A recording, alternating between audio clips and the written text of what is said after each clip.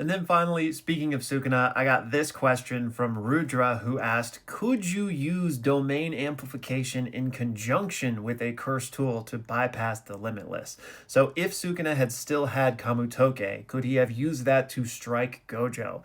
And this is a really interesting question that I don't feel like I can give you a confident answer on because we just never had a chance to see that type of thing interact, right? But my gut instinct would be to say it wouldn't work because we know that there is the specific contingency that you can't use domain amplification and your curse technique at the same time. And that's not to say that using a curse technique is equivalent to using a curse tool, but in terms of like design principle behind the power structure in this verse, it feels like you could only do one or the other. Like your domain amplification is essentially an empty barrier around your hand, right? That the curse technique then gets sucked into. So if that hand was also wielding Kamutoke, could you bypass the limitless and then have the Kamutoke lightning strike go through as well?